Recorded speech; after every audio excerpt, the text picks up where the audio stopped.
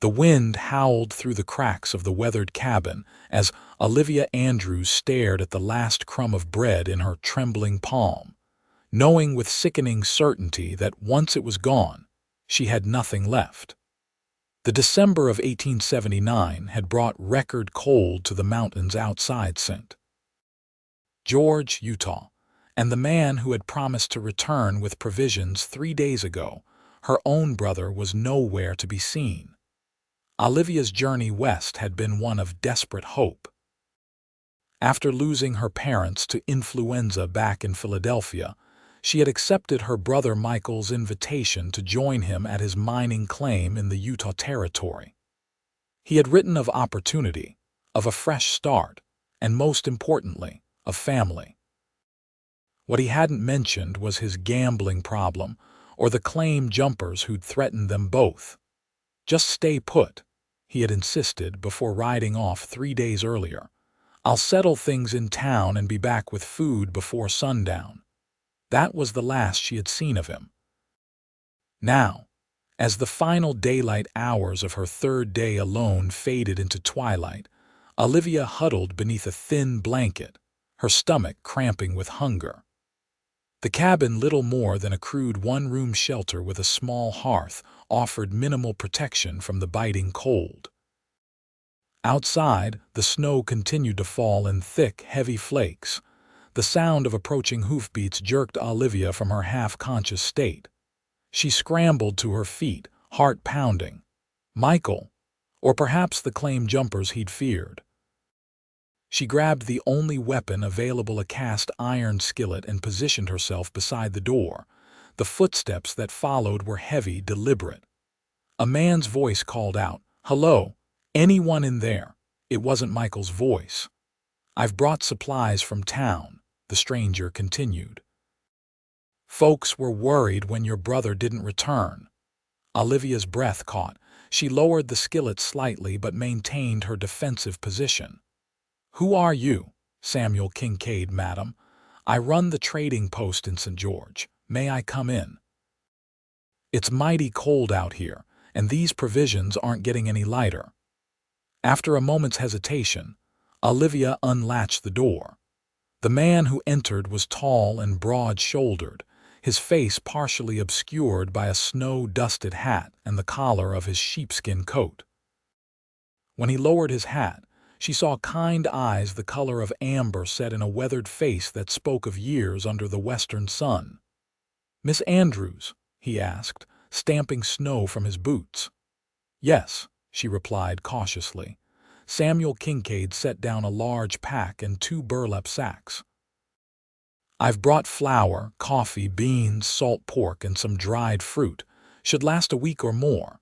He hesitated before adding, "I'm afraid I have news about your brother." Olivia felt her knees weaken. She sank onto the room's only chair. "Tell me." "He lost big at cards in town," Samuel explained, his voice gentle. "When he couldn't pay, he got into it with some rough characters. They beat him pretty badly." He paused. "He's alive, but he left on the eastbound stage yesterday morning. Said to tell you he was sorry, but he couldn't face you or his debts." The words hit Olivia like a physical blow. Abandoned. She was truly alone now, hundreds of miles from anything familiar, in a harsh land with winter closing in. "I see," she managed, fighting to maintain her composure. Her brother had left her to die. There was no other way to interpret his actions. Samuel busied himself with starting a fire in the hearth. "The mining claim is worthless, I'm afraid. Your brother knew that. He was just trying to outrun his troubles." With efficient movements, he arranged kindling and struck a match. "The good news is I've brought enough firewood to last several days." As warmth slowly filled the cabin, Samuel unpacked the provisions. Olivia watched him, numb with shock and betrayal. "When did you last eat, Miss Andrews?" he asked, concern evident in his voice. "Yesterday morning," she admitted. "Just a crust of bread today." Without another word, Samuel pulled out a pan and set about preparing a simple meal of beans and salt pork. The smell of cooking food made Olivia's stomach clench painfully. "Why are you helping me?" she asked as he worked. "You don't know me." Samuel's hands stilled for a moment. "Out here we look after each other. It's the only way to survive." He glanced toward the window where snow continued to fall heavily. "That storm's getting worse. The trail back to town will be impassable by morning." He served her a plate of hot food, which Olivia accepted with trembling hands. She ate slowly, savoring each bite, aware of his eyes on her. "What will you do now?" Samuel asked as she finished her meal. The question hung in the air. Olivia had no answer. Her modest savings were nearly depleted. She had no home, no family, no prospects. "I don't know," she admitted. "I have nowhere to go." Samuel nodded thoughtfully, then moved to the door. He opened it, surveying the worsening storm before closing it firmly. Turning back to her, his expression was one of resolved determination. "I'll stay," he said simply. "At least until the storm passes and we figure out what's best for you." The relief that flooded through Olivia was so intense that tears sprang to her eyes. She brushed them away quickly, embarrassed by the display of emotion. "Thank you, Mr. Kincaid." "Samuel," he corrected gently. "Or Sam, if you prefer. We don't stand on ceremony much out here." That night, Olivia slept on the cabin's narrow cot while Samuel made a pallet for himself on the floor near the hearth. Despite her exhaustion, she remained awake for some time, listening to the howling wind and the steady breathing of the stranger who had saved her life. Morning brought no relief from the storm. Snow had drifted against the cabin walls, and a glance outside confirmed what Samuel had predicted: they were snowbound. The trail to St. George had disappeared beneath a pristine blanket of white. "Looks like we'll be here a few days," Samuel observed as he stoked the fire. "Good thing I brought extra supplies." As they shared a breakfast of coffee and biscuits, Olivia studied her companion more carefully. He appeared to be in his early 30s, with a lean, muscular build that spoke of a life of physical labor. His hands were calloused but surprisingly gentle in their movements. "How long have you been in St. George?" she asked. "Going on 8 years now," he replied. "Came west after the war. Couldn't settle back into Virginia life." "You fought in the war between the states," Samuel nodded. "Union Army. I was just a boy when I enlisted, 17 and full of grand notions." A shadow crossed his face. "Lost those notions quick enough." "I'm sorry," Olivia said softly. He shrugged. "It was a lifetime ago. What about you? What brought a proper Eastern lady to this wilderness besides your brother's promises?"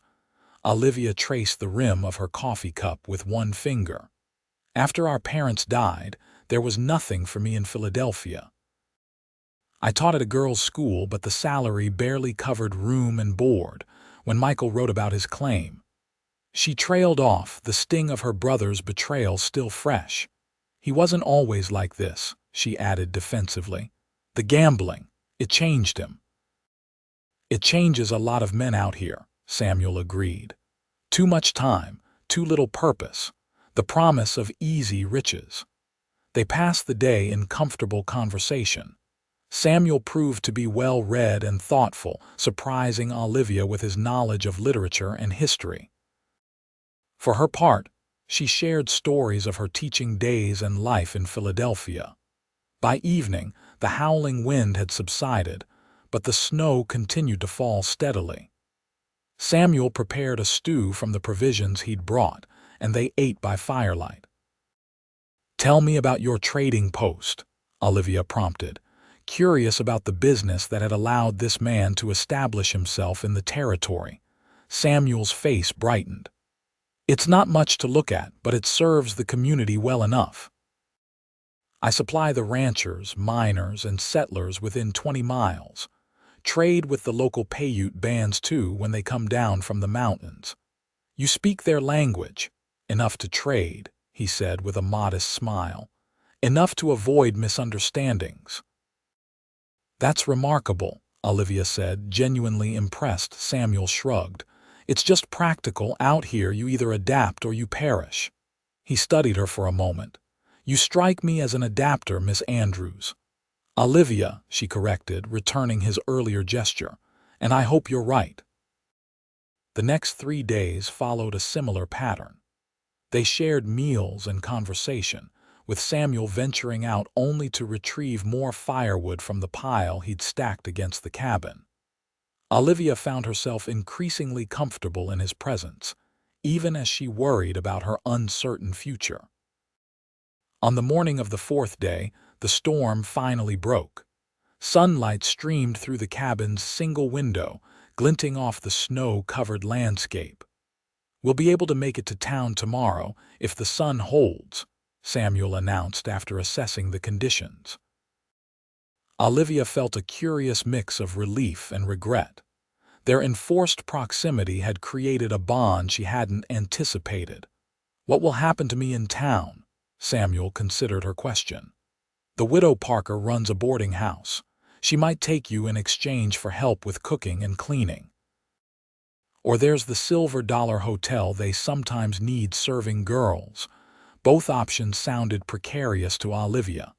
Are there no teaching positions? Not at present, he admitted. Though come spring, the territory might establish another school. He hesitated. There is another possibility. My trading post has grown busy enough that I've been considering hiring help. The work isn't glamorous inventory, accounts, serving customers, but it would provide steady employment. Hope flared in Olivia's chest. You would hire me, if you're interested, he said carefully. There's a small room behind the store that could serve as your quarters. Private entrance, decent stove. I accept, Olivia said without hesitation. Samuel looked surprised. Don't you want to see the place first, or consider other options? Mr. Kincaid, Samuel, you've shown me nothing but kindness. I trust your offer is made in good faith, and I would be foolish to refuse it. A smile spread across his face, transforming his serious expression. Then it's settled. We'll head to St. George tomorrow. That evening, as they shared what would be their last meal in the cabin, Samuel grew unusually quiet. Is something troubling you? Olivia finally asked. He set down his fork. I want to be clear about my offer. This is strictly business. I wouldn't want you to think. He trailed off, looking uncomfortable. That you have dishonorable intentions, Olivia supplied, feeling both amused and touched by his concern. Exactly. Your reputation is important, and a single woman working for a bachelor might raise eyebrows. I appreciate your concern, Olivia said sincerely, but I've never put much stock in idle gossip, and I won't start now. Besides, after being abandoned in a cabin to starve, my prospects for maintaining a spotless reputation seem rather limited. Samuel's expression darkened. Your brother's actions were unconscionable if I ever cross paths with him again. Let's hope you don't, Olivia said quietly. I've made my peace with Michael's failings. Now I need to focus on building a new life. The journey to St. George the next day took nearly 6 hours through the snow-covered terrain. Samuel's sturdy horse pulled a small sleigh he had constructed from the cabin's crude table, with Olivia's few possessions secured beneath a tarp. As they crested the final ridge, the settlement came into view. St. George was larger than Olivia had expected, several dozen buildings spread across a valley, with a white church steeple rising prominently in the center. It's beautiful, she breathed, taking in the snow-covered landscape and the red cliffs rising in the distance. Wait until spring, Samuel replied with evident pride. When the desert blooms, there's no place like it. The trading post stood at the edge of town, a substantial building with a broad porch and large windows displaying goods. A sign reading, Kincaid's General Merchandise, hung above the entrance. Home sweet home, Samuel announced as he helped Olivia down from the sleigh. The interior was neat, and well organized, with shelves stocked with everything from tools and clothing to foodstuffs and medicines.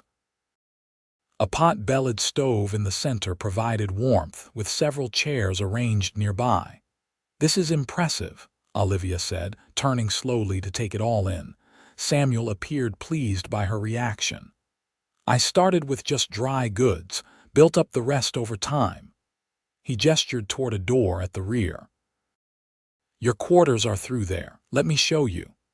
The room beyond was small but tidy, with a narrow bed, a chest of drawers, a small table with 2 chairs, and a modest stove. A curtained window looked out on the hills behind the store. "It's perfect," Olivia said sincerely. "The washroom is out back," Samuel explained. "You'll have to share it with me, I'm afraid. My quarters are upstairs." After helping Olivia settle in, Samuel gave her a tour of the store, explaining the inventory system and introducing her to the few customers who braved the snowy conditions that afternoon. By closing time, Olivia's head was spinning with new information. Samuel prepared a simple dinner in his upstairs quarters, a surprisingly comfortable apartment with bookshelves lining one wall. "Tomorrow we'll get you properly outfitted," he said as they ate. "Proper winter clothes, boots, whatever else you need." "I can't afford," Olivia began. "Consider it an advance on your wages," he interrupted. "Can't have my new assistant freezing to death or falling ill." Olivia conceded the point. "Thank you. I promise I'll work hard to justify your faith in me." Samuel studied her for a moment, his expression serious. "I have no doubts about that, Olivia. None at all." The following weeks brought a steep learning curve as Olivia adjusted to her new role. The trading post served a diverse clientele: ranchers and farmers from outlying homesteads, townspeople, miners passing through, and occasionally members of the Paiute tribe, as Samuel had mentioned. Olivia quickly discovered that her education was an asset. She kept meticulous accounts, wrote orders in a clear hand, and even helped some of the settlers compose letters to distant family members. Her presence also seemed to make the store more welcoming to female customers, who increasingly sought her opinion on fabric selections and household goods. Samuel, for his part, proved to be a fair and patient employer. He never criticized her mistakes, but instead offered gentle guidance.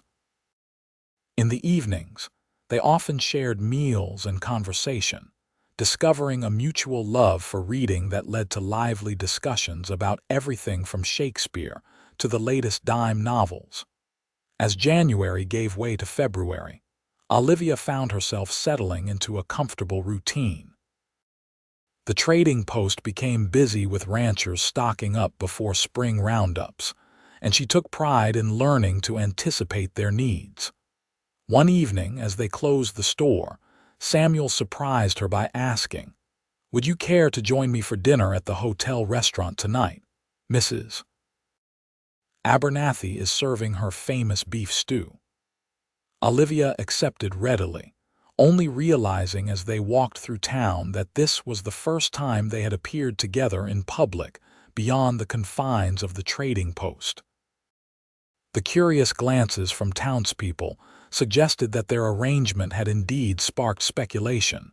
At the restaurant, they were greeted by a plump, cheerful woman who introduced herself as Martha Abernathy.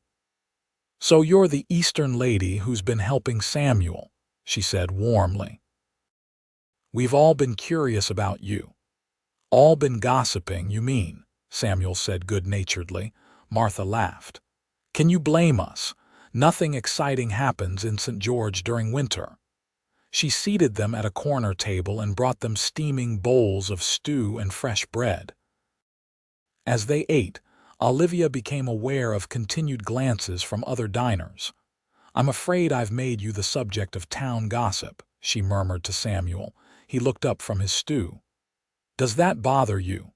Olivia considered the question. "Not particularly. But I wouldn't want to damage your standing in the community." "My standing is secure enough," he replied with a slight smile. Besides, they'll find something else to talk about soon enough. As if on cue, the restaurant door swung open, admitting a blast of cold air and a strikingly handsome man in an expensive coat. Several diners called out greetings. "Who is that?" Olivia asked, noting how the newcomer commanded attention. Samuel's expression tightened almost imperceptibly. "Marshall Hayes. Owns the Silver Dollar Hotel and the largest cattle operation in the county. Fancies himself the unofficial mayor of St. George." The man spotted them and made his way to their table. "Samuel Kincaid," he said, his voice carrying a slight southern drawl. "Don't often see you socializing." His gaze shifted to Olivia, eyes appraising her in a way that made her instantly uncomfortable. "Marshall," Samuel acknowledged coolly. "Allow me to introduce Miss Olivia Andrews. She's recently joined me at the trading post." "Charmed," Hayes said, taking Olivia's hand without permission and pressing his lips to it. "A pleasure to welcome such beauty to our humble settlement." Olivia withdrew her hand as quickly as politeness allowed. "Thank you, Mr. Hayes. Please call me Marshall." His smile didn't reach his eyes. "I understand you're staying at Kincaid's store. I hope you know my hotel offers far more comfortable accommodations for a lady." "I'm quite content with my current arrangement," Olivia replied firmly. Hayes raised an eyebrow. "I'm sure you are. Still, should you ever desire more appropriate lodgings, my door is always open." The implication was clear, and Olivia felt heat rise to her cheeks not from embarrassment but from anger. Samuel's voice cut through her thoughts. "If you'll excuse us, Marshall, we were just finishing our meal." Hayes inclined his head, still smiling that cold smile. "Of course. Miss Andrews, I look forward to seeing more of you around town." With that, he moved to another table where several well-dressed men welcomed him enthusiastically. "I apologize for Hayes," Samuel said quietly once the man was out of earshot. "He believes his wealth entitles him to whatever or whomever he desires." "You don't care for him," Olivia observed. "We have." "History," Samuel admitted. "Nothing worth discussing over dinner." They finished their meal in relative silence, the pleasant atmosphere of earlier now somewhat dampened. As they walked back to the trading post through the cold February night, Olivia found herself moving closer to Samuel, drawing comfort from his solid presence. "Thank you for dinner," she said as they reached the store. "Despite Mr. Hayes's interruption, I enjoyed it very much." Samuel paused at her door. "I did as well. Perhaps we could make it a regular occurrence. Sunday dinners at the hotel." The invitation sounded like more than a casual suggestion, and Olivia felt a fluttering sensation in her chest. "I'd like that very much." He smiled, the warmth returning to his eyes. "Good night then, Olivia. Sleep well." "Good night, Samuel." As February progressed, their Sunday dinners indeed became a tradition. Olivia looked forward to these outings all week, taking special care with her appearance each time.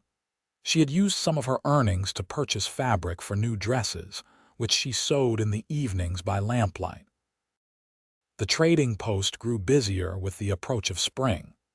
Farmers came to purchase seeds and equipment, and travelers began to appear more frequently as the mountain passes cleared.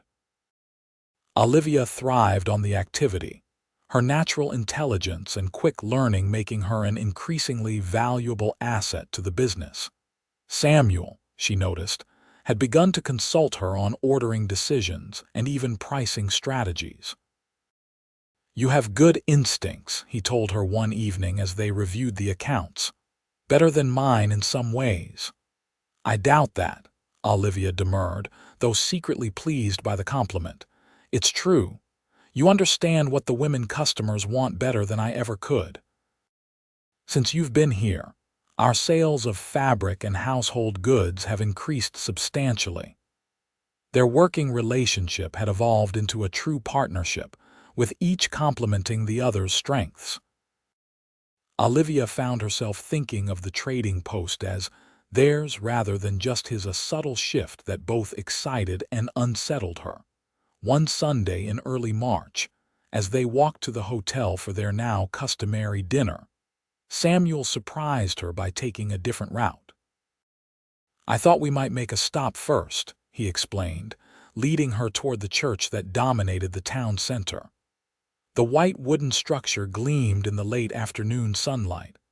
"It's beautiful," Olivia remarked, admiring the simple, elegant design.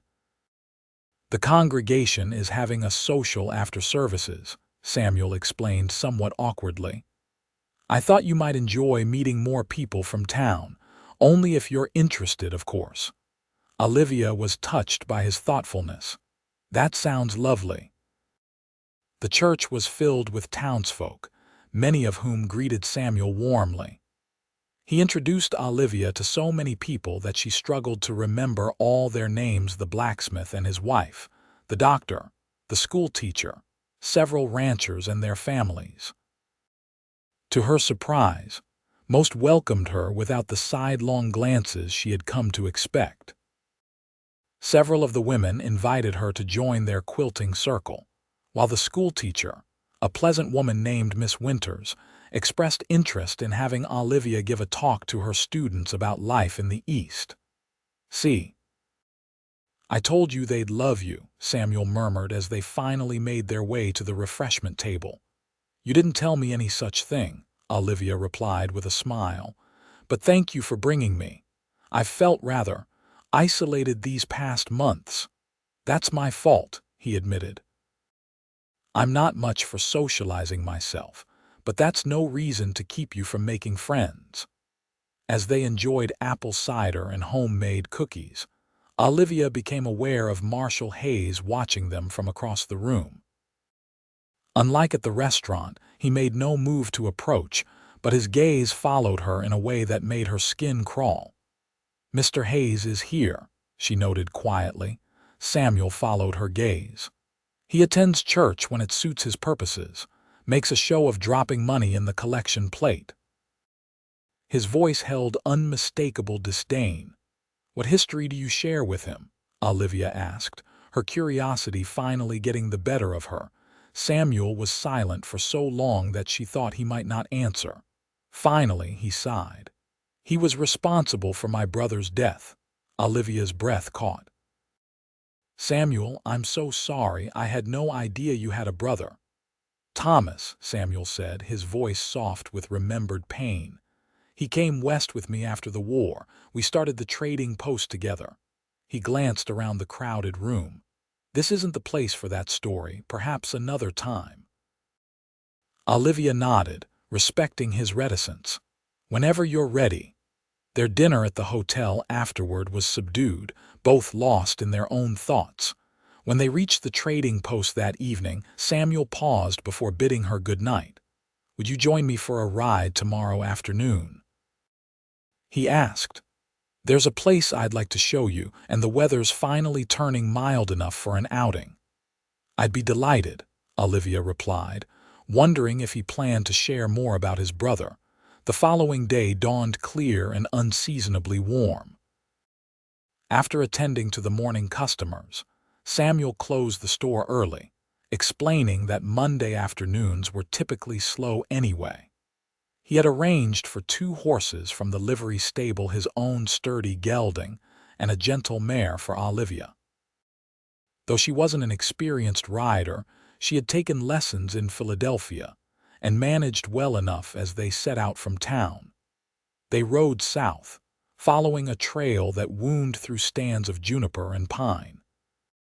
The snow had largely melted in the lower elevations, revealing the red-gold earth beneath. As they climbed a gradual incline, Samuel pointed out features of the landscape, naming plants and describing how the Paiute had used them for centuries. After about an hour's ride, they reached a plateau overlooking a sweeping valley. The vista was breathtaking, red rock formations rising majestically against the blue sky, with the distant mountains still capped with snow. "This is magnificent," Olivia breathed as Samuel helped her dismount.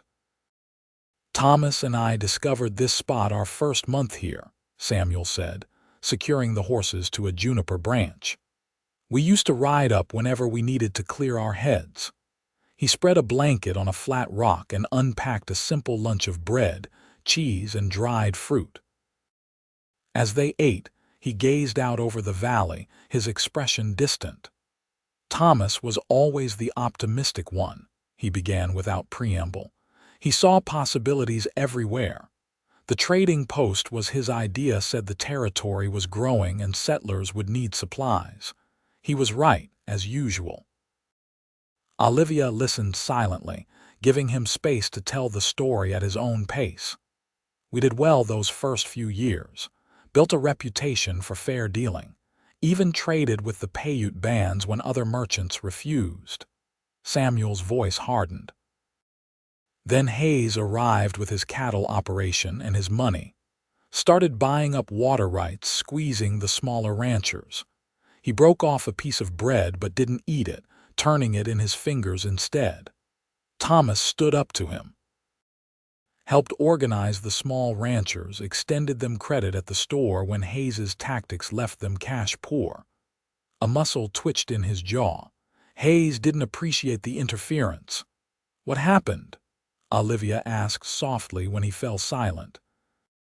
"Thomas was found at the bottom of a ravine 3 miles from town. His horse had bolted, returned to the stable alone. Everyone said it was an accident, a night ride on a treacherous trail." Samuel's eyes met hers, burning with old pain. "But Thomas knew every inch of that trail. And he had bruises on his face that didn't come from a fall." "You think Hayes had him killed?" Olivia said, understanding dawning. Samuel nodded grimly. "I know it. But there was no proof, and the territorial marshal wasn't interested in investigating the death of a man who'd been causing trouble for the county's biggest taxpayer." "I'm so sorry," Olivia said, reaching out to touch his hand. He turned his palm up, capturing her fingers in his. "After Thomas died, I nearly sold the store and left. But that would have meant Hayes won completely. So I stayed, built the business, tried to honor Thomas's memory by continuing what he started." The intimate contact of their joined hands sent a current of warmth through Olivia. "That took courage. Not courage, stubbornness maybe."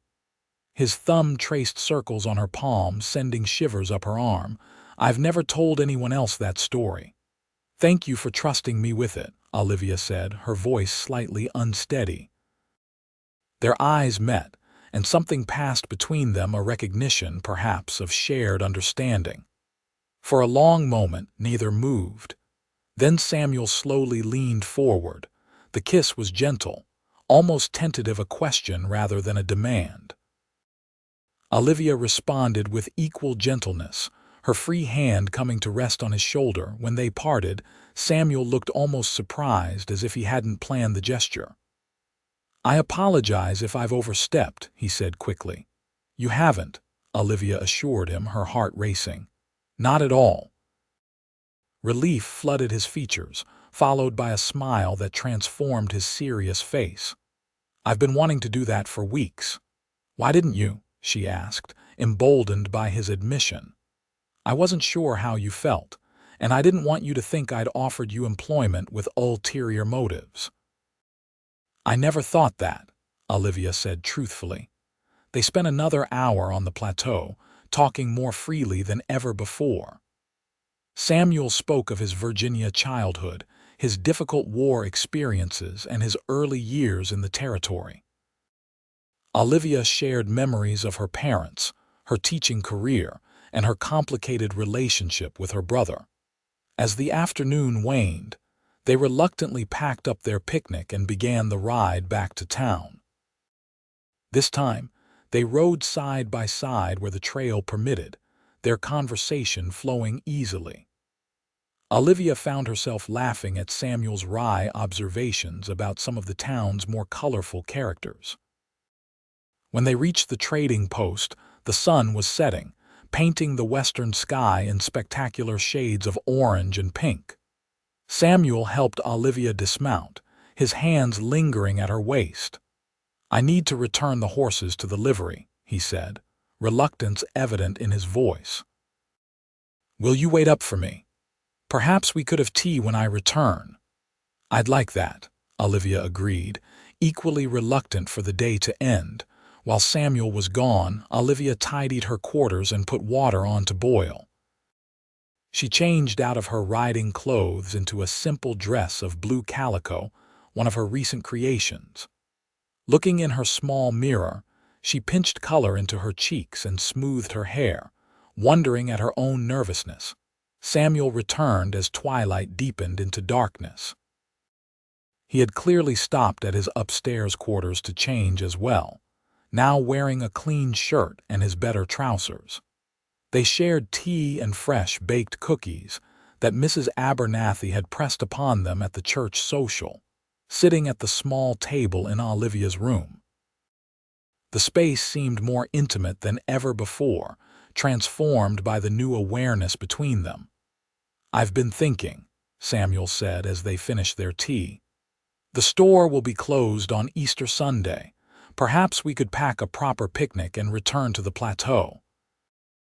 The wildflowers should be starting to bloom by then." "That sounds wonderful," Olivia replied, warming to the idea of another day alone with him in that beautiful setting. When Samuel finally bid her good night, he kissed her again more confidently this time, his hand cradling her face with exquisite tenderness. Olivia melted into the embrace, her arms circling his waist. "Sweet dreams, Olivia," he whispered when they parted. "Sweet dreams, Samuel." The following weeks brought a subtle but significant shift in their relationship. Their work routine remained largely unchanged, but now there were shared glances across the store, brief touches as they passed each other, and private smiles that spoke volumes. In the evenings, they often read together in Samuel's upstairs quarters, sitting close on his comfortable sofa. Sometimes he would read aloud to her from his favorite books, his deep voice bringing the words to life. Other times they simply talked, learning each other's thoughts and dreams. The townspeople noticed the change, of course.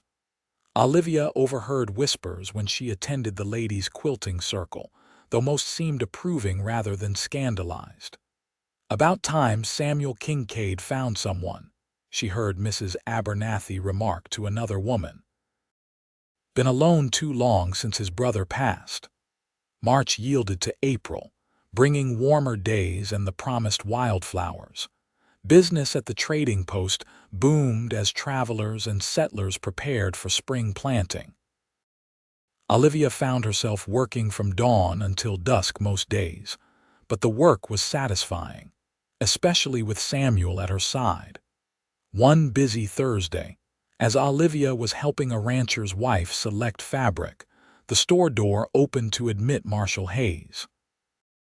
The conversation in the trading post immediately quieted, customers casting wary glances between Hayes and Samuel, who stood behind the counter.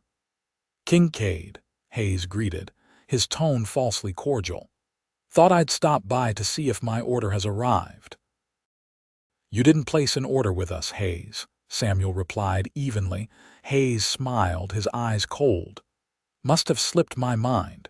Well, since I'm here, I might as well pick up a few things." His gaze swept the store, landing on Olivia. "Miss Andrews, looking lovely as ever." Olivia nodded stiffly, but didn't respond, continuing to help her customer.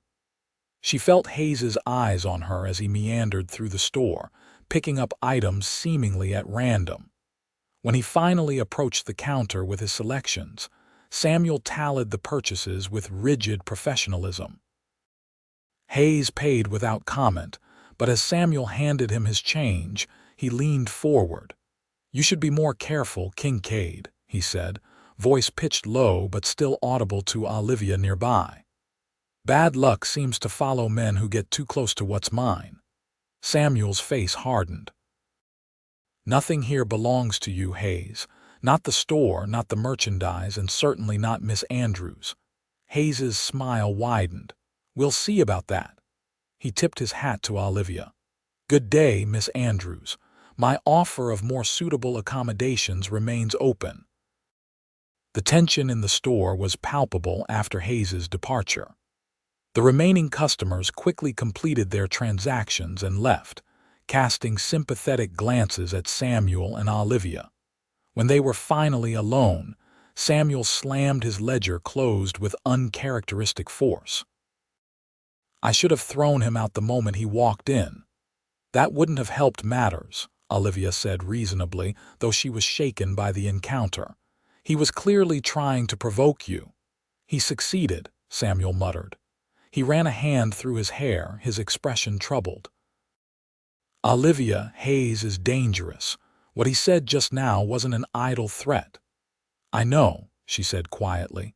Samuel moved from behind the counter to stand before her, taking both her hands in his. I don't want to frighten you, but you need to be careful. Don't go anywhere alone, especially after dark. I'm not afraid, Olivia assured him, though it wasn't entirely true. Hayes is just a bully. A bully with money and influence, Samuel corrected, and a personal grudge against me that he now seems intent on extending to you. That evening, as they closed the store together, Samuel appeared deep in thought. I think we should move your things upstairs, he said abruptly. Olivia blinked in surprise. Upstairs, to your quarters. There's a small second bedroom, he explained hastily. It was Thomas's, but I've been using it for storage. I could clear it out easily enough. He met her eyes. After today's encounter with Hayes, I'd feel better if you weren't sleeping down here alone with only a simple lock between you and anyone who might try to enter from the back. The suggestion made practical sense, but Olivia couldn't help but wonder if there was more to it. What would people say? They're already talking, Samuel pointed out, and I'd rather face gossip then. He didn't finish the sentence, but his meaning was clear. All right, Olivia agreed. But let's wait until after Easter. I don't want to spend our day off clearing out a storage room. Samuel smiled, visibly relieved. You're practical as well as beautiful. Have I told you lately how grateful I am that you came into my life? Not in those exact words, Olivia teased. Then allow me to remedy that omission. He drew her into his arms. Olivia Andrews, meeting you was the best thing that's happened to me in years, perhaps ever. The sincerity in his voice made her heart swell. Even though I arrived half-starved and wielding a cast-iron skillet. Especially because of that, he laughed. A woman of resource and determination, exactly what this old bachelor needed. You're hardly old, Olivia protested, touching his cheek gently. 34 feels ancient some days, he admitted. Especially when I look at you, so full of youth and promise at 25. 26 next month, she corrected. Ancient, he agreed solemnly, then kissed her with such tenderness that she forgot all about their age difference. Easter Sunday dawned bright and clear, the perfect day for their planned excursion. Samuel had arranged for the horses again, and prepared an elaborate picnic basket with treats from Mrs. Abernathy's kitchen. They attended the morning church service, where Olivia was touched to be greeted warmly by many townspeople who now knew her by name. Even Miss Winters, the schoolteacher, invited her to tea the following week. You've been accepted, Samuel observed as they left the church. Remarkable how quickly it's happened. Why remarkable? Olivia asked, curious about his choice of words. St. George can be suspicious of outsiders. Took me nearly 2 years before people stopped treating me like a strange creature from the East. Perhaps they see that I make you happy, Olivia suggested, feeling bold.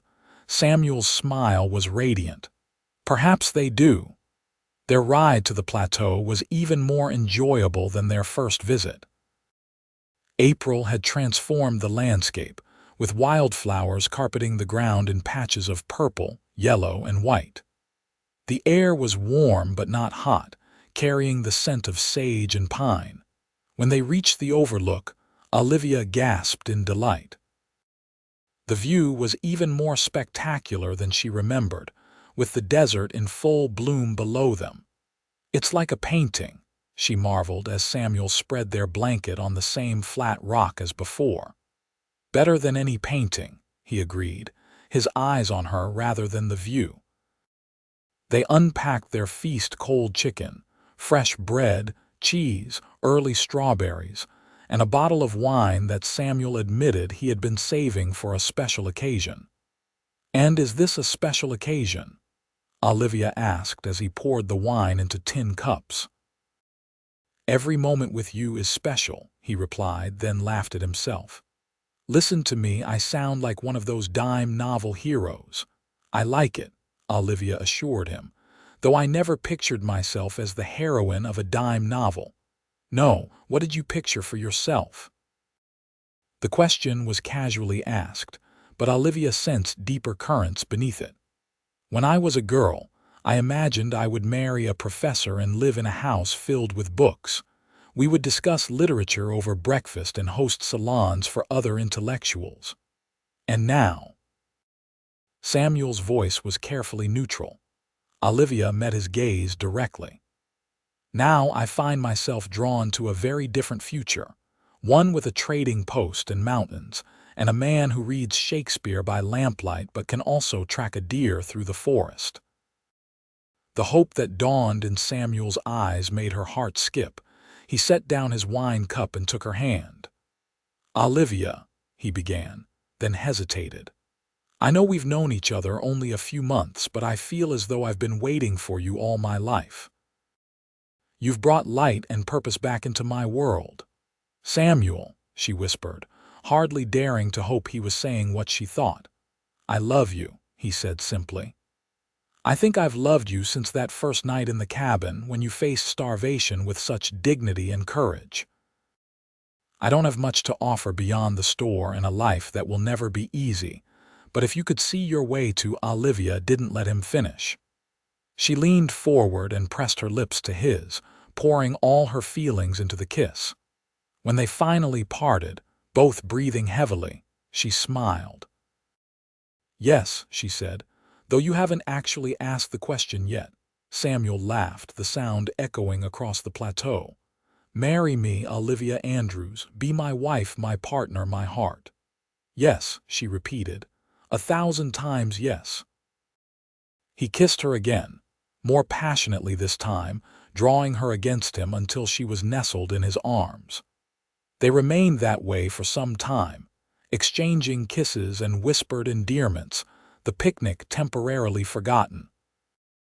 Eventually, they returned to their feast, though neither had much appetite for food. Their conversation turned to practical matters: when they would marry, how they would arrange the upstairs quarters to accommodate them both, whether they should hire help for the store. "I'd like a short engagement," Samuel admitted. "I've waited long enough to find you. I don't want to wait months more to make you my wife." "Pastor Billings could publish the banns next Sunday," Olivia suggested. "We could be married in 3 weeks." "3 weeks," Samuel repeated, smiling broadly. "That sounds perfect." As the sun began its westward descent, they reluctantly packed up their picnic and prepared for the ride back to town. The return journey felt different, somehow charged with promise and shared joy. They were about halfway back to St. George when Samuel suddenly reined his horse to a stop, his expression alert. "What is it?" Olivia asked. "Smoke," he said, pointing to a thin, dark column rising in the distance. "Coming from town." Without further explanation, he urged his horse into a gallop. Olivia followed as best she could, her heart pounding with sudden fear. As they crested the final ridge overlooking St. George, the source of the smoke became horrifyingly clear. Kincaid's general merchandise was engulfed in flames, thick black smoke billowing from its windows and roof. "No," Samuel breathed, his face ashen. Then he kicked his horse's flanks, racing down the slope toward the burning building. Olivia followed, terror gripping her heart. By the time they reached the edge of town, a bucket brigade had formed, with townspeople desperately trying to contain the blaze. It was clearly a losing battle. The trading post was fully involved, flames leaping from its roof into the evening sky. Samuel dismounted before his horse had fully stopped, rushing toward the burning structure. The town's blacksmith, a burly man named Jenkins, intercepted him. "You can't go in there, Kincaid," he shouted over the roar of the flames. "Roof's about to collapse." "My brother's things," Samuel began. "Nothing's worth your life," Jenkins insisted, physically restraining him. "It's gone, Samuel, I'm sorry." Olivia joined them, her face streaked with tears. "Samuel," she said, taking his arm. "Please." The anguish in his eyes nearly broke her heart. Together with Jenkins, she guided Samuel away from the danger as, with a tremendous crash, the trading post's roof collapsed inward, sending a fountain of sparks into the darkening sky. The entire town seemed to have gathered to witness the destruction. Pastor Billings approached, his face grave. "Thank the Lord you weren't inside," he said. "When we realized the store was burning, we feared the worst." "How did it start?" Samuel asked, his voice hollow. "No one knows for certain," the pastor replied. "Mrs. Winters noticed the smoke first about an hour ago. By the time the alarm was raised, the back of the building was already fully engulfed." "The back," Samuel repeated, his expression hardening. "Where Olivia's room was located." A murmur went through the crowd. Olivia squeezed Samuel's arm, understanding the implication immediately. "Hayes," Samuel said, loud enough for those nearby to hear. This was Hayes. Pastor Billings looked uncomfortable. "That's a serious accusation, Samuel." "Without proof. He threatened us just 3 days ago," Samuel insisted. "In the store with witnesses present." The crowd's murmurs grew louder. Several people nodded, confirming they had heard the exchange. "Even so," the pastor began, but he was interrupted by the arrival of Marshal Hayes himself, mounted on his expensive thoroughbred. "What a terrible tragedy," Hayes called out, his voice carrying easily over the crowd. "Kincaid's store, the heart of our community, destroyed." His false sympathy fooled no one, least of all Samuel, who lunged toward him only to be restrained once again by Jenkins and several other men. "You did this," Samuel shouted, "just like you had Thomas killed." Hayes's expression hardened. "Careful, Kincaid. Slander is a serious offense, even in this territory." He surveyed the burning remains of the trading post with evident satisfaction. "Perhaps this is a sign that you should move on. St. George has outgrown your little operation anyway." A cold fury settled over Samuel's features. "This isn't over, Hayes." "I believe it is," Hayes replied, turning his horse. "Miss Andrews," he added with a nod in Olivia's direction. "My offer of accommodation at the Silver Dollar still stands. You'll find me more reliable than your current protector." With that parting shot, he rode away, leaving a stunned silence in his wake. As the fire gradually burned itself out, leaving only smoldering ruins, the townspeople dispersed. Several offered condolences and temporary lodging to Samuel and Olivia. Finally, only a handful remained, including Pastor Billings and Jenkins the blacksmith. "You can stay with us tonight," the pastor offered. "Both of you. My wife has already prepared rooms." "Thank you," Olivia said when Samuel remained silent, his gaze fixed on the ruins of his livelihood. At the parsonage, Mrs. Billings provided them with a simple but hearty meal, which neither could eat, and clean nightclothes borrowed from the church's charity box. The pastor's wife was kindness itself, fussing over them like children and insisting they drink hot sweet tea for the shock. When they were finally shown to their separate rooms, Olivia felt a deep reluctance to be parted from Samuel. even for the night.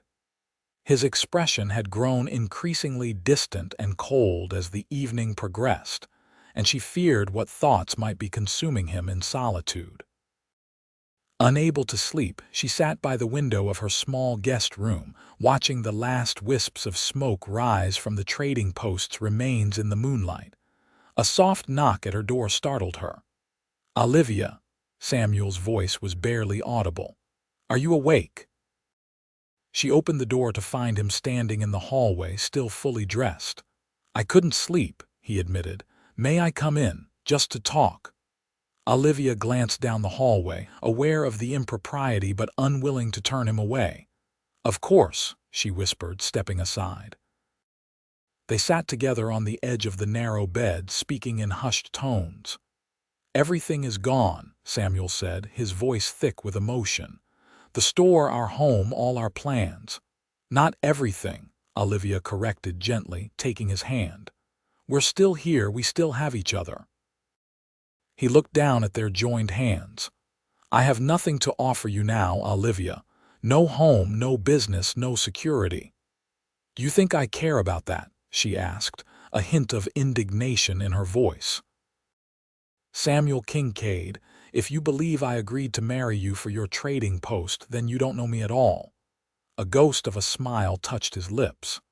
"I know you better than that, but I can't ask you to share a life of uncertainty and struggle." "You're not asking. I'm choosing," Olivia said firmly. "Just as I chose to stay with you at the trading post, I'm choosing to stay with you now. Whatever comes next, we'll face it together." Samuel's shoulders slumped as if a great weight had been partially lifted. "I don't deserve you." "Probably not," she agreed with a hint of teasing. "But you're stuck with me anyway." He laughed softly, then grew serious again. "I can't let Hayes get away with this. Not again, not after Thomas. What will you do?" "I don't know yet, but I won't run, and I won't let him drive us out of St. George." Olivia nodded, understanding his determination. "Whatever you decide, I'm with you. But Samuel," she added, holding his gaze, "promise me you won't do anything that might take you from me. I couldn't bear to lose you too." "I promise," he said, sealing his words with a gentle kiss. They talked for another hour, making plans and discarding them, trying to envision a path forward. When Samuel finally returned to his own room, Olivia felt calmer. They had lost much, but not each other, and that gave her hope. The next morning brought a procession of visitors to the parsonage. First came Jenkins the blacksmith, with news that he had men guarding the ruins to prevent looting of any salvageable goods. "The safe might have survived," he told Samuel. "Won't know until the embers cool enough to dig through." Next came Mrs. Abernathy with fresh clothes for both of them, slightly used garments from her late husband for Samuel, and a dress belonging to her daughter for Olivia. Most surprising was the arrival of Miss Winters, the school teacher, with an unexpected proposition. "The school board has been discussing the need for a second teacher," she explained over tea in the parsonage parlor. "With so many new families settling in the territory, my classroom is overflowing. I believe Miss Andrews would be an excellent candidate, given her background in Philadelphia." Olivia was momentarily speechless. "That's very kind, but the position includes housing," Miss Winters continued.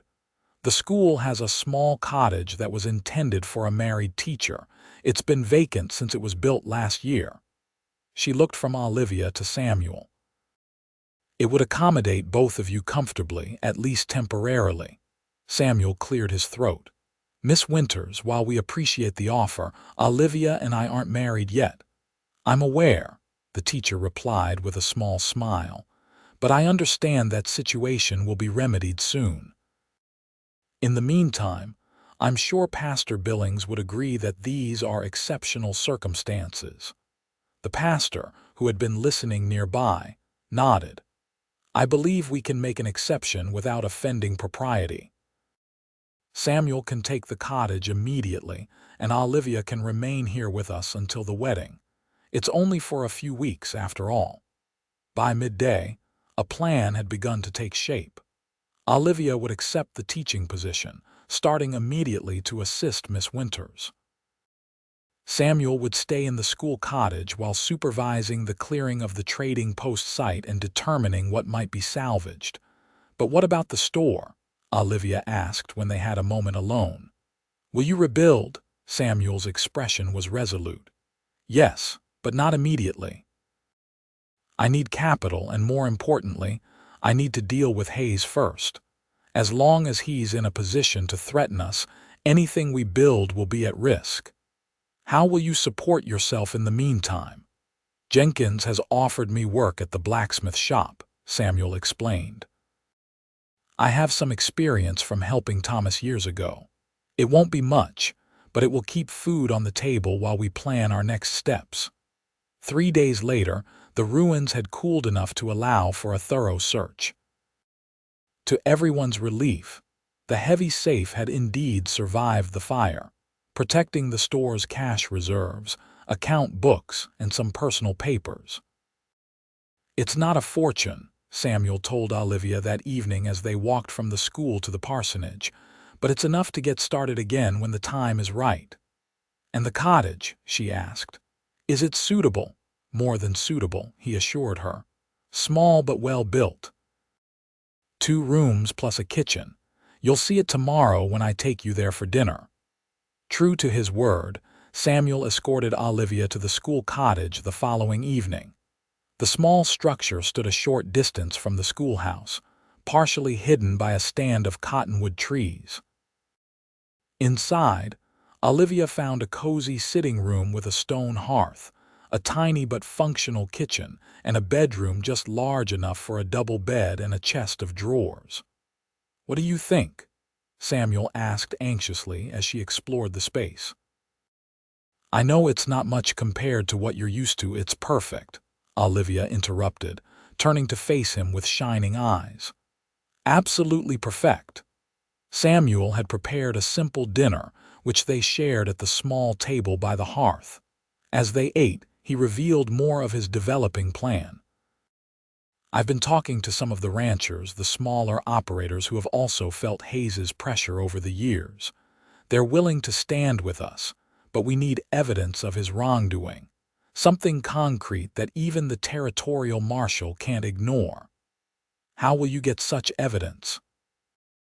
Olivia asked, concern evident in her voice. Samuel hesitated. "Hayes keeps records of all his dealings in his office at the Silver Dollar, records that would prove he's been using threats and sabotage to drive out competition." "You can't break into his office," Olivia protested. "That would make you the criminal." "Not if I have legal cause to be there," Samuel replied. "Jenkins's brother-in-law is the territorial marshal's deputy in Cedar City. He's agreed to come investigate the fire if we can show probable cause." "And how will you do that?" "That's where I need your help," Samuel admitted. "Hayes has a young man working for him, Billy Thornton, just 19, new to the territory. Word is he was involved in setting the fire but has been having second thoughts. He might talk to you." "To me?" Olivia was genuinely surprised. "Why would he talk to me rather than you?" "Because Hayes and his men are watching me closely. But you, as the new school teacher, could approach the boy without raising suspicion. His younger sister is one of your students." Olivia considered the request carefully. "What would I need to do?" "Just talk to him. Feel out whether he might be willing to tell the truth about the fire. If he seems receptive, let him know that coming forward voluntarily would go a long way toward leniency. And if he refuses," Samuel's expression darkened, "then we'll find another way." "But Olivia, I won't ask you to do anything that puts you at risk. If at any point you feel uncomfortable or threatened, you walk away. Promise me." "I promise," she agreed, though privately she resolved to do whatever was necessary to help Samuel reclaim his life and business. The opportunity came sooner than expected. The following afternoon, as Olivia was dismissing her young students, she noticed Billy Thornton waiting outside the schoolhouse for his sister. The young man was lanky and nervous-looking, constantly scanning his surroundings as if expecting trouble. "Mr. Thornton," Olivia called, approaching him with a friendly smile. "I'm Miss Andrews, your sister's new teacher." Billy touched his hat awkwardly. "Madam, how's Sarah doing with her letters? Ma's worried she's falling behind." "She's making excellent progress," Olivia assured him. "In fact, I was hoping to discuss her education with your family. Perhaps you could walk with me a ways." Looking somewhat confused but agreeable, Billy fell into step beside her as they headed away from the schoolhouse, Sarah skipping ahead of them. "Mr. Thornton," Olivia began carefully, "I understand you work for Mr. Hayes at the Silver Dollar." The young man's posture immediately stiffened. "Yes, madam. What of it?" "I also understand you may have been present during an incident a few days ago, a fire at Mr. Kincaid's trading post." Billy stopped walking, his face draining of color. "I don't know what you're talking about." "I think you do," Olivia said gently, "and I think it weighs on your conscience." The young man glanced around nervously. "You shouldn't be talking about this, madam. It ain't safe." "Neither is living with guilt, Mr. Thornton, especially when innocent people have been harmed." Billy swallowed hard, then bent to ready his boot, using the motion to speak without being observed. "Behind the schoolhouse, after dark. Come alone." Then he straightened and called to his sister, "Sarah, time to get home for supper." Olivia watched them go, her heart racing with both triumph and trepidation. She had made contact, but what would come of their clandestine meeting remained to be seen. She debated telling Samuel about the arranged meeting but ultimately decided against it. He would insist on accompanying her or, worse, taking her place, which might scare Billy off completely. This was something she needed to do alone. After dinner at the parsonage, Olivia excused herself to prepare tomorrow's lessons and slipped out into the gathering darkness. The night was cool but not cold, with a quarter moon providing just enough light to navigate by. Billy was already waiting when she reached the back of the schoolhouse, a shadowy figure pacing nervously beside the woodpile. "Mr. Thornton," she greeted quietly. He startled, then relaxed slightly when he recognized her. "Miss Andrews, I wasn't sure you'd come." "I said I would," Olivia replied. "Now, about the fire." Billy glanced around once more, then spoke in a rush. "It wasn't supposed to go like that. Mr. Hayes just wanted to scare Kincaid, make him think about leaving town. We were supposed to start a small fire at the back, just enough to damage the storeroom. But that's Hayes's foreman, he used too much coal oil. The whole place went up before we could stop it." "So you admit you were involved?" The young man looked miserable. "I didn't set the fire myself, but I was there, kept watch while Deke did the deed." He ran a hand through his hair. "I never wanted to hurt nobody. I just needed the job, and Hayes pays better than most." "Mr. Thornton," Olivia said earnestly, "would you be willing to tell this story to the territorial marshal's deputy?" Billy paled. "They'd hang me for sure." "Not if you come forward voluntarily," Olivia assured him. "And not if you testify against the true perpetrators." "You're young, you were under pressure. The law would take that into account." "Hayes would kill me," Billy whispered. "He's done it before." Olivia's breath caught. "What do you mean?" Billy looked around again, his fear palpable. "There was another feller a few years back, Kincaid's brother. Hayes had Deke take care of him when he started causing trouble with the ranchers." "You have proof of this?" "No proof, but I heard Hayes and Deke talking about it, laughing about how they made it look like an accident." Billy's voice shook. "Miss Andrews, I ain't a bad person. I just got mixed up with bad people." "Then help us stop them," Olivia urged. "You could save others from being hurt or killed." Billy was silent for a long moment, clearly wrestling with his conscience. Finally, he sighed. "When would I need to talk to this deputy?" "He could be here within 2 days." Olivia said, hope rising in her chest. "We would ensure your safety until then." "I'll need to get my sister and Ma out of town first," Billy insisted. "Hayes won't hesitate to use them against me." "We can arrange that," Olivia promised, already formulating a plan. "When can you be ready to leave?" "Tomorrow night," Billy decided. "I'll tell Hayes I'm taking them to visit my aunt in Cedar City. He won't think nothing of it since I'll be back on duty the next day." His expression hardened. "Only I won't be coming back. Not till he's behind bars." They arranged to meet again the following evening, with Samuel bringing a wagon to transport Billy's family to safety. As they parted, Billy caught Olivia's arm. "Miss Andrews, thank you for believing I could do the right thing." "Not many people would." "Everyone deserves a chance at redemption, Mr. Thornton," Olivia replied gently. "Even those who have made mistakes." When Olivia returned to the parsonage, she found Samuel waiting anxiously on the porch. "Where have you been?" he demanded as she approached. "I've been worried sick." Olivia quickly explained her meeting with Billy and the plan they had developed. Samuel's expression shifted from anger to disbelief to cautious hope. He actually admitted their involvement and implicated Hayes in Thomas's death. "Yes," Olivia confirmed. "He's willing to testify, but we need to get his family to safety first." Samuel pulled her into a fierce embrace. "You remarkable woman. Do you have any idea how dangerous that was if Hayes had discovered you?" "But he didn't," Olivia pointed out, "and now we have our witness." Samuel shook his head in wonder. "I don't know whether to thank you or scold you for taking such a risk." "You could try thanking me," Olivia suggested with a smile.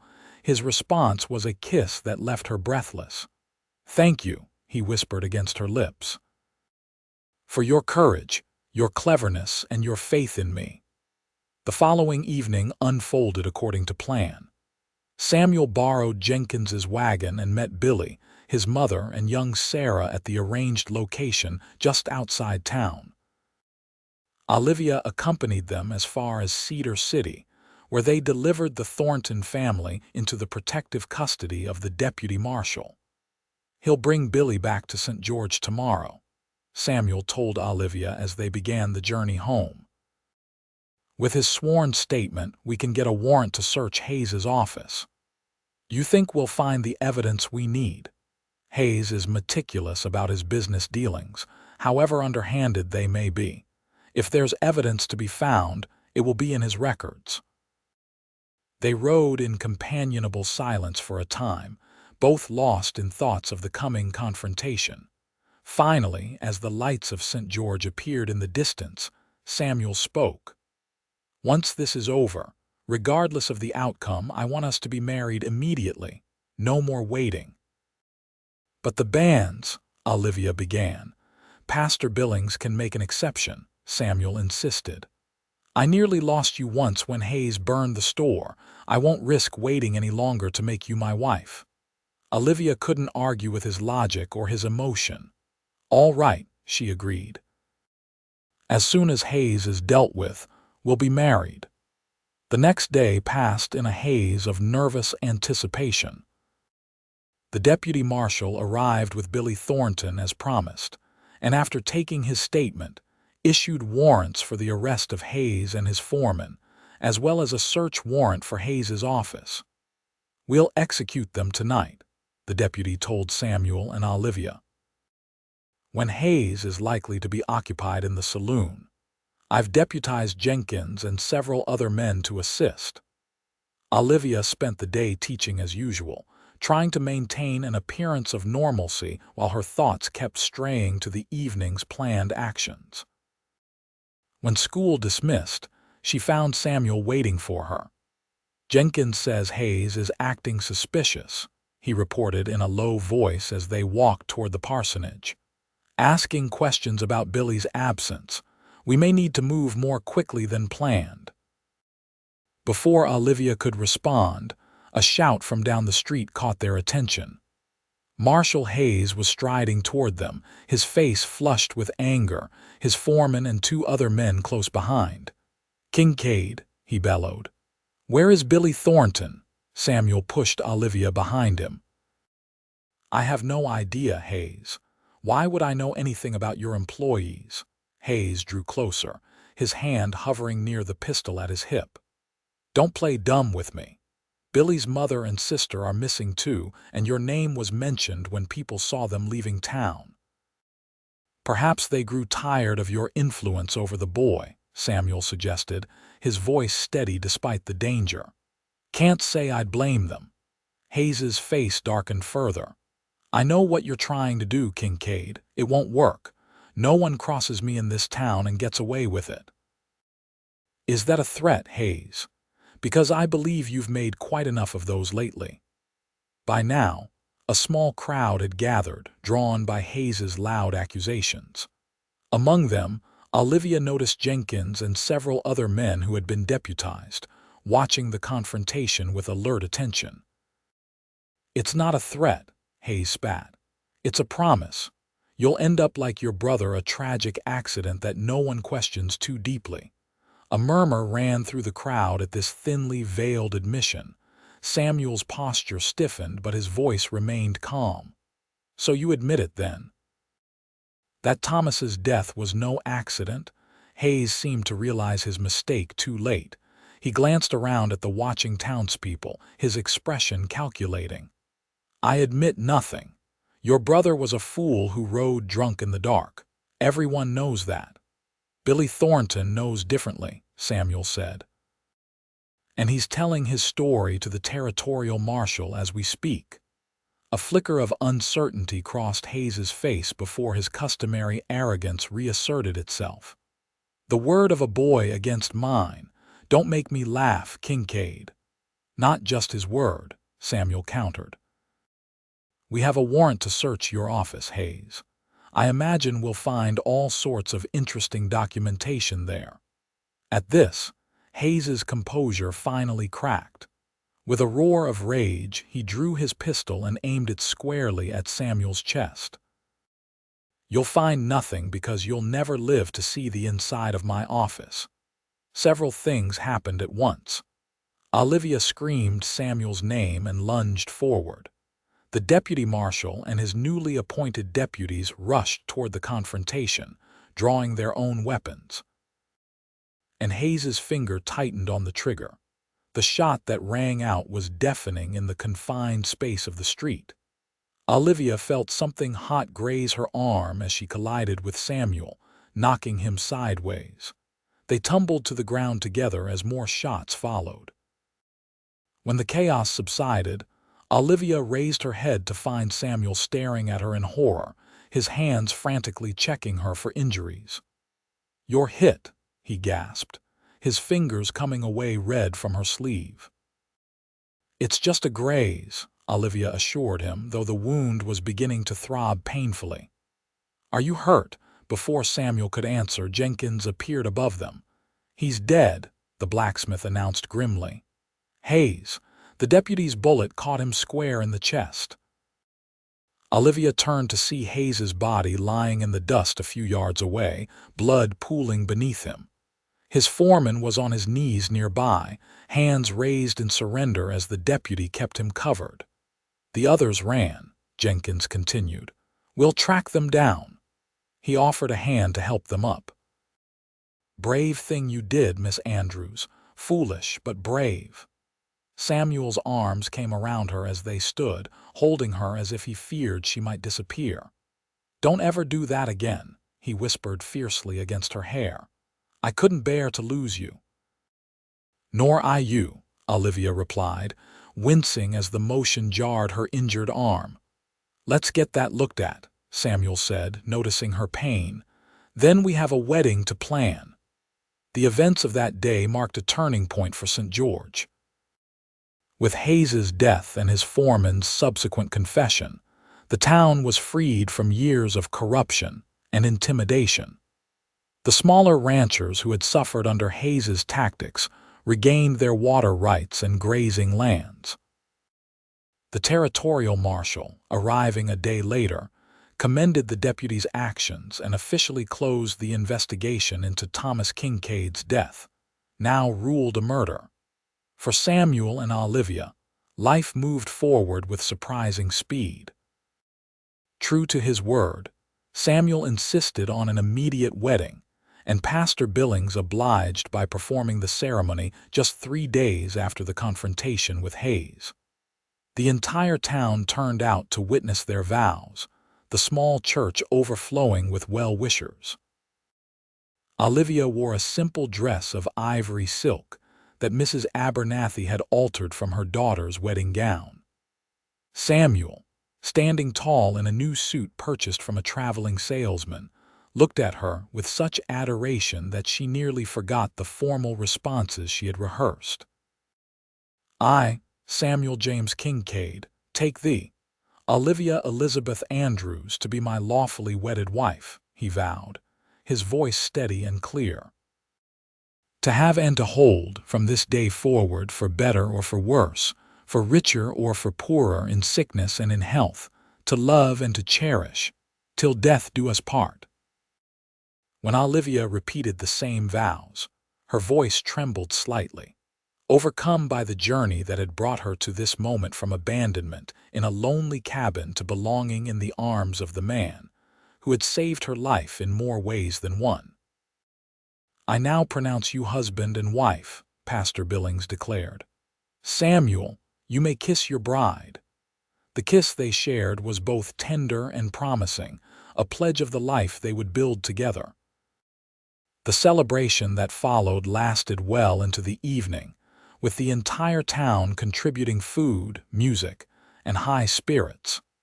Even Billy Thornton, granted clemency for his cooperation, attended with his mother and sister, looking years younger without the weight of guilt and fear.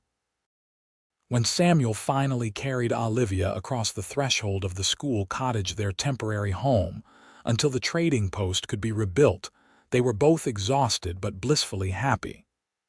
"Welcome home, Mrs. Kincaid," Samuel said, setting her gently on her feet. "Mrs. Kincaid," Olivia repeated, savoring the sound. "I like that very much." Their first night as husband and wife was everything Olivia had dreamed of and more, tender, passionate, and filled with whispered promises for their future together. The rebuilding of Kincaid's general merchandise began the following week. With Hayes's reign of terror ended, the town rallied around Samuel and Olivia. Jenkins and his fellow craftsmen donated labor. Ranchers provided timber. The Territorial Bank, under new management after Hayes's death, revealed extensive corruption, offered favorable terms for a construction loan. Olivia continued teaching through the spring term, her students flourishing under her gentle guidance. In the evenings and on weekends, she worked alongside Samuel at the construction site, her arm long healed from Hayes's bullet. By midsummer, the new trading post stood complete, larger than its predecessor, with expanded living quarters above the store and modern amenities that the original had lacked. The grand reopening coincided with St. George's Independence Day celebration, drawing customers from as far as 50 miles away. "It's even better than before," Samuel told Olivia as they stood together on the broad front porch, watching townspeople admire the new establishment. "Because now it truly belongs to both of us." Autumn brought another blessing when Olivia discovered she was expecting their first child. Samuel's joy at the news was boundless. He insisted on hiring a full-time assistant for the store so that Olivia could reduce her hours as her pregnancy progressed. "I'm perfectly capable of working," she protested, though touched by his concern. "I know you are," Samuel assured her, "but I want you to enjoy this time, not exhaust yourself between teaching and the store." By mutual agreement, Olivia resigned her teaching position at the end of the fall term, with Miss Winters happily welcoming Sarah Thornton as her new assistant. The school cottage was transformed into St. George's first lending library, with Olivia serving as volunteer librarian 2 afternoons a week. Their son, Thomas Michael Kincaid, was born on a snowy April morning in 1881, almost exactly a year after Olivia and Samuel had shared their picnic on the plateau.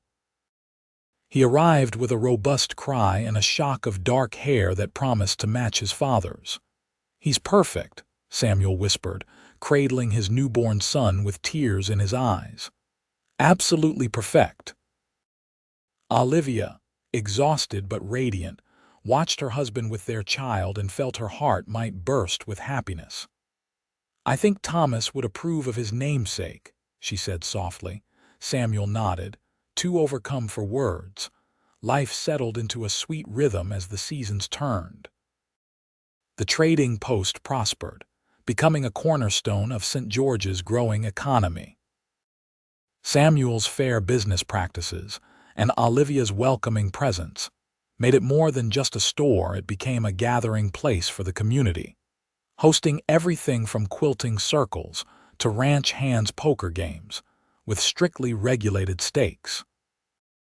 By the time Thomas celebrated his second birthday, he had been joined by a sister, Eleanor Rose. The family's living quarters above the store had been expanded again to accommodate their growing family, with Samuel insisting on modern conveniences that many in the territory still considered luxuries: indoor plumbing, a proper bathtub, and large windows to capture the desert light. On the 5th anniversary of their wedding, Samuel surprised Olivia with a picnic at their special plateau.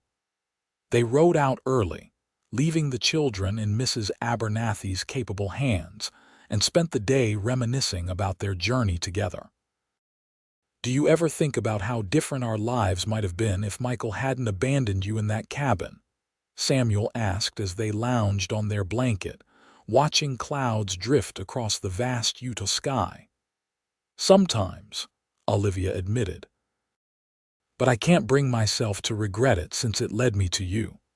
Samuel propped himself up on one elbow, studying her face with tender attention. "I've been thinking about Michael.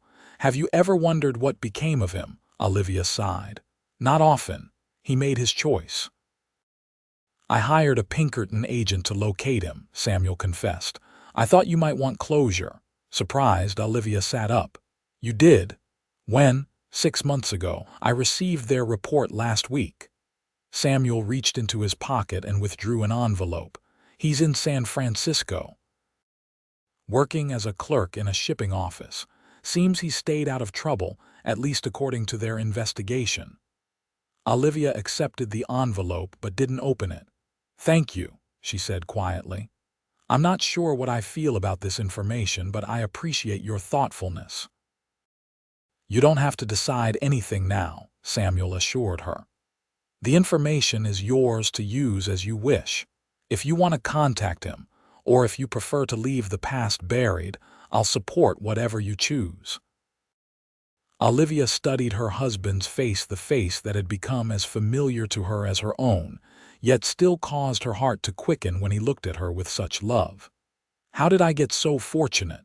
she wondered aloud. Samuel laughed. "I ask myself the same question every day." They returned to St. George as the sun began to set, the familiar silhouette of their town, now prosperous and peaceful, rising to meet them. The trading post stood at the edge of town just as before, its sign proudly proclaiming Kincaid and Kincaid General Merchandise, a testament to their partnership in business and in life. Thomas and Eleanor rushed to meet them as they dismounted, their excited chatter filling the evening air. Samuel swept both children into his arms while Olivia looked on, her heart full to overflowing with contentment. Later that night, with the children asleep and the store closed, Samuel and Olivia sat together on their private balcony overlooking the main street. A cool breeze carried the scent of sage and pine from the surrounding hills. "I never imagined I could be this happy," Olivia confessed, leaning into Samuel's embrace. When Michael left me in that cabin, I thought my life was ending. Instead, it was just beginning. Samuel's arms tightened around her. The moment I walked into that cabin and saw you standing there, ready to defend yourself with nothing but a skillet, I knew you were something special. When I said I'll stay, I had no idea I was making a promise that would define the rest of my life. I'm glad you stayed, Olivia murmured, turning in his arms to face him. I'm glad we stayed, even when it would have been easier to leave. Staying was the best decision I ever made, Samuel replied, his voice husky with emotion. Loving you has been the greatest adventure of my life.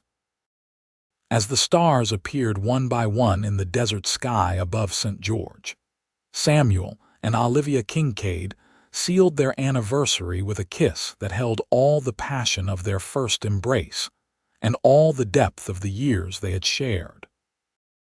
The future stretched before them bright with promise, rich with possibility, and anchored in the love that had begun with a simple act of kindness in a lonely cabin so many seasons ago.